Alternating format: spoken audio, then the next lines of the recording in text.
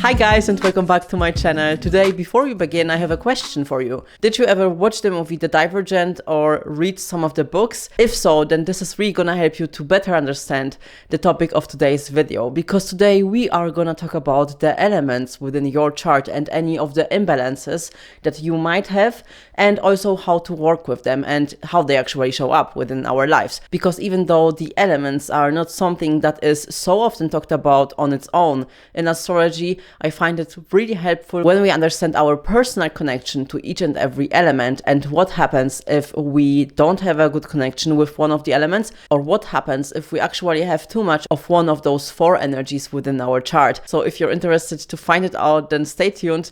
But before we dive deeper, I'm gonna explain to you why the movie is so important, and for everyone who hasn't watched it or read the books, like myself, I never read the books actually, I only have watched the movies.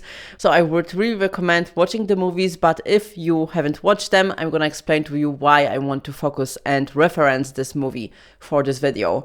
So in the movie, basically, the whole society was split into four groups, and every person that have lived in the society was categorized into one of those four groups, and the other small percentage of the society were the people that actually didn't belong to one of those four categories, but actually the outsiders. This is what I would actually describe as having a healthy relationship to your chart and being balanced overall. So now let's look at the categories that the whole society was split into, and firstly I'm gonna explain to you what the four categories were, and then I'm gonna tell you what element each and every category represents.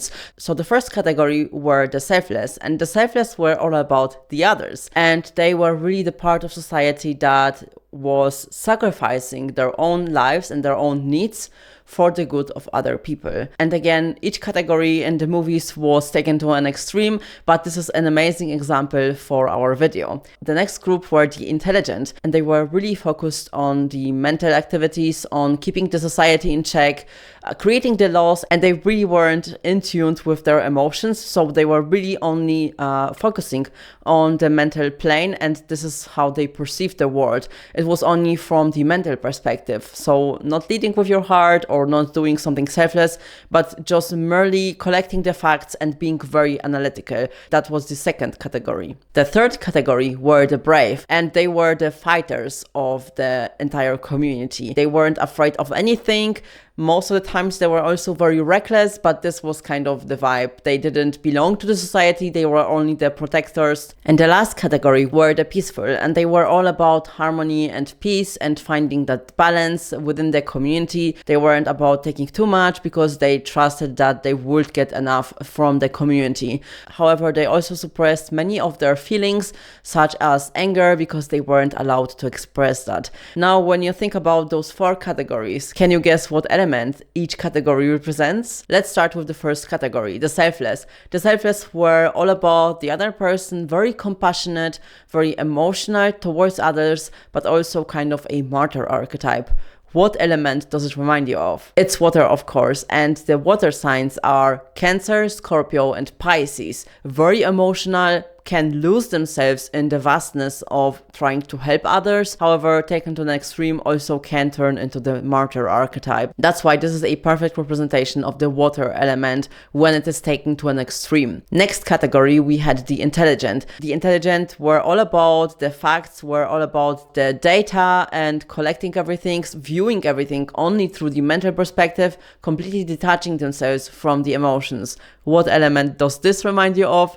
Of course, air element, and signs correlated with the air element are Gemini, Libra, and Aquarius.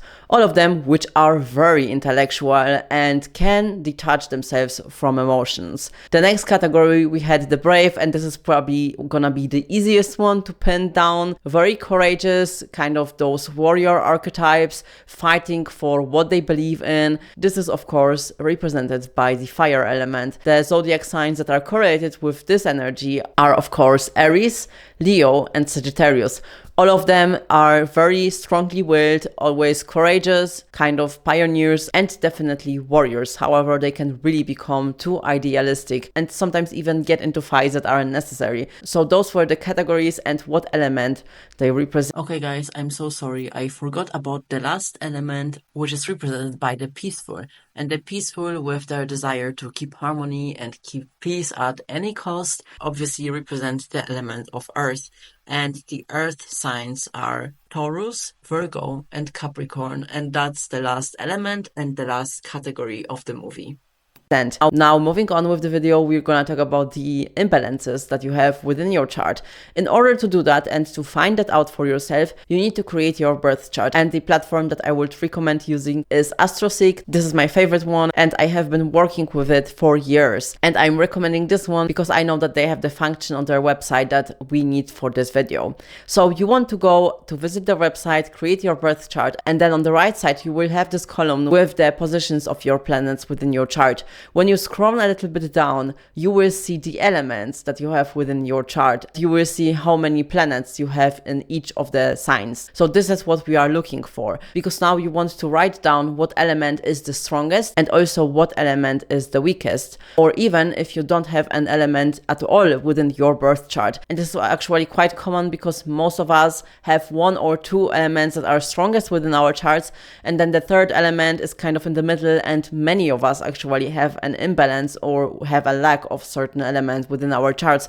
And this can really lead to many of problems within your life. This is something that I have seen constantly with my clients and actually with my friends and family members that I have done the charts for. I can really see the issues that they have when they have an imbalance of one of the signs. So now we are gonna talk about each imbalance that you can have within your chart. So let's start with the fire element, and we are gonna start with what happens and how does it look like when you have too much fire within your chart. Yes, this can actually be true, because when you think about all of the signs that are correlated with fire, you can actually guess what would happen when you have too much fire and nothing to balance it out, because this can actually leave you to be very angry, to be very idealistic, having lots of stamina, but also needing a purpose in life. And I find that if you have too much fire in your chart and you don't find your purpose and you don't know how to balance yourself out, you can really become someone who is very negative, who is pushing other people around,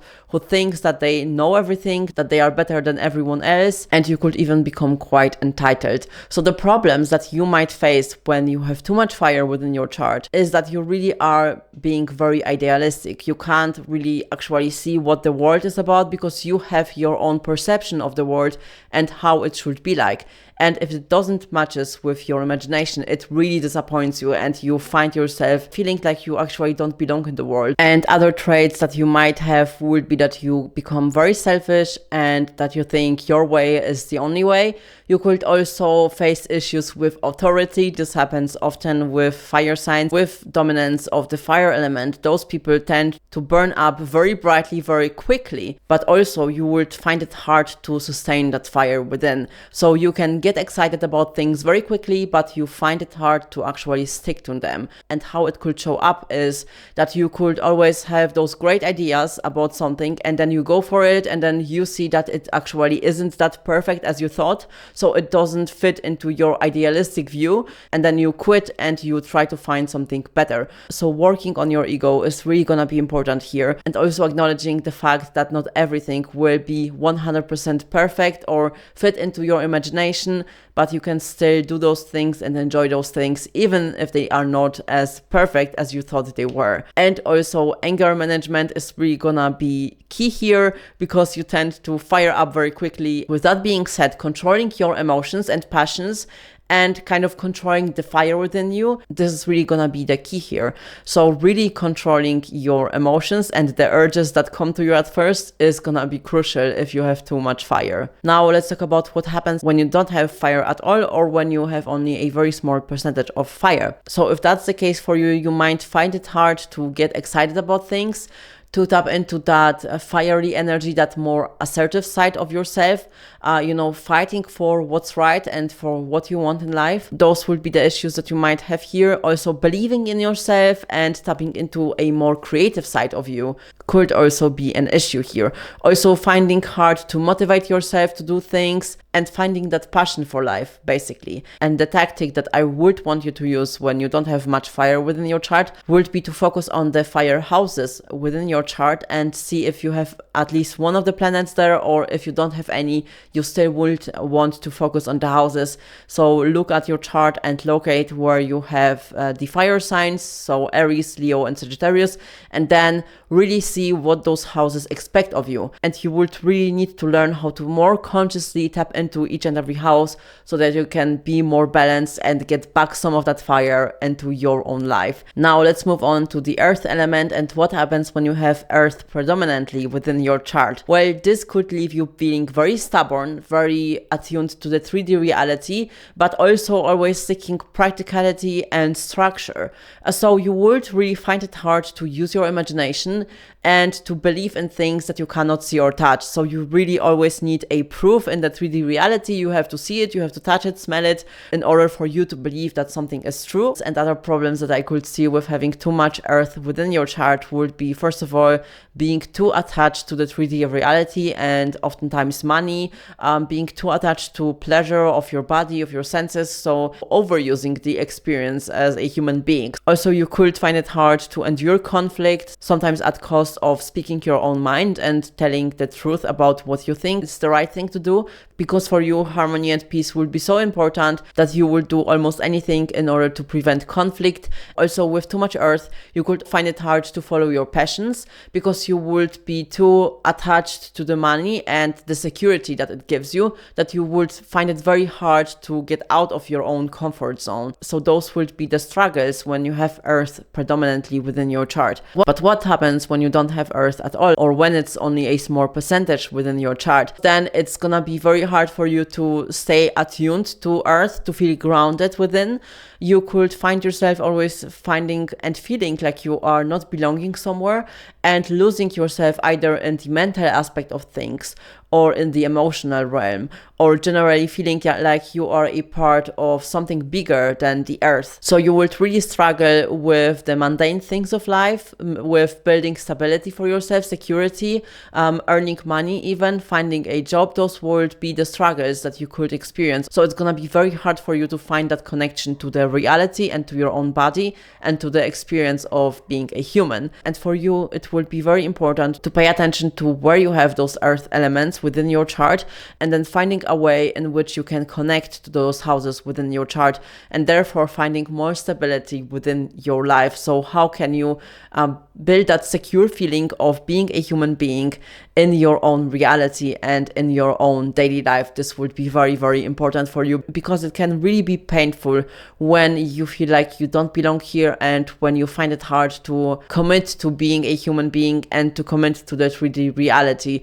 This can really lead to many problems along the way. So really pay attention to where you have those earth signs within your chart and how can you become more conscious, more aware of tapping into them. The next element is gonna be water.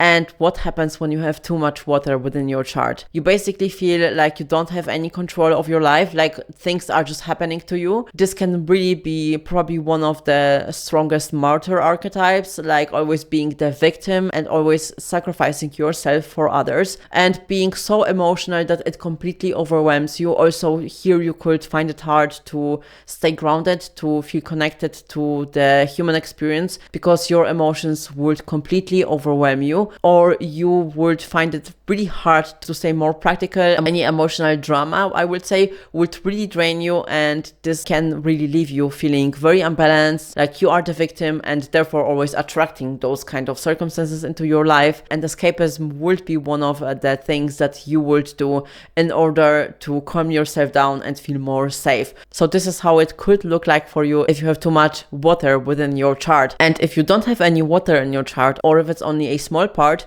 you definitely will have trouble connecting with your emotions. This is the first thing that I see for anybody who has little or no of the water element, connecting to your emotions, and therefore your intuition is gonna be hard for you. Believing in your own intuition could also be something that you struggle with, but generally the emotional side of life and letting go and going more with the flow will be very hard. Another thing, if you don't have water in your chart, is you would really struggle to let go and let the universe bring the things to you. Many of people who don't have water in their charts are pretty much like control freaks. I'm not saying it to offend anyone, but you will find yourself always trying to control things, and you find it really hard to let go and enjoy your life. So for you, you would really need to pay attention to those water houses within your chart. So where do you have the water sign, and then being more conscious of tapping into that and really making sure that you are tapping into your emotional nature and that you don't try to control things. And the last element that we are going to talk about is air, and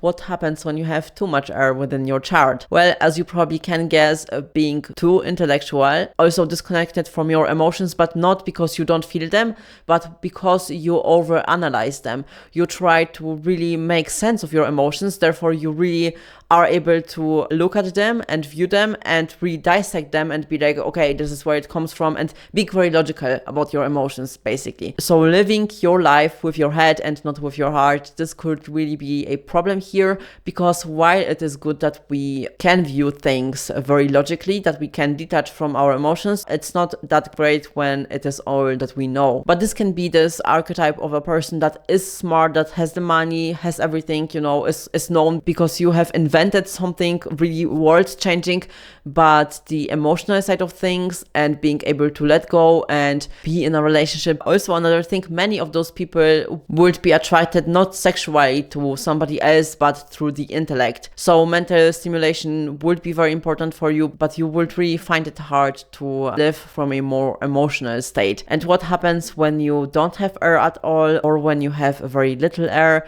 This means that you would find it hard to actually detach from your emotions, to view something from a more logical perspective. So this could leave you being very stubborn and stuck in your own perception of things, and not being able to disconnect from your own opinion and seeing other points of view, and basically connecting to your more pragmatic side. The more intellectual side of you could also be very hard. So for you, it would also be very important to connect to the air elements within your chart and to see where in life that shows up for you, and then really becoming more mindful on connecting with that element within your chart. And last thing that I want to mention is what happens when you have a pretty balanced chart. Well, that means that you actually feel yourself connected to every aspect of yourself, and that you don't find yourself only fitting into one of those categories, but that you are able to balance yourself out within the elements, and therefore you find it easier to find more balance and harmony in your life.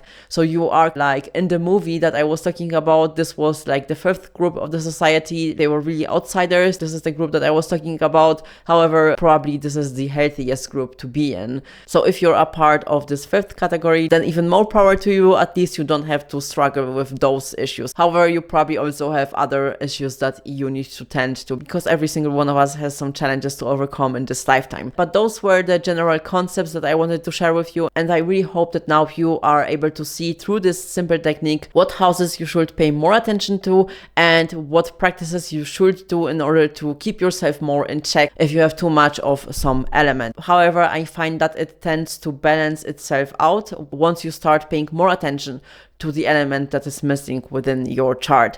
So I really hope that it was helpful. Definitely let me know what you think about the correlation that I showed you with the movie and the elements. Was it helpful? Like, did it help you to understand the elements a little bit better in your chart? Definitely let me know in the comments down below. Also, don't forget to check out my podcast and my Patreon membership. Everything is gonna be linked in the description box down below. If you need any help with working with the elements within your chart, or you are generally struggling in your life right now, then you can also find a link down below to check out my offers and book a reading with me, and we can really work on many things together. So if you like that video, then please subscribe, like this video, share that with your friends who might also benefit from this video. Thank you for your time, and I will see you in my next videos. Bye guys.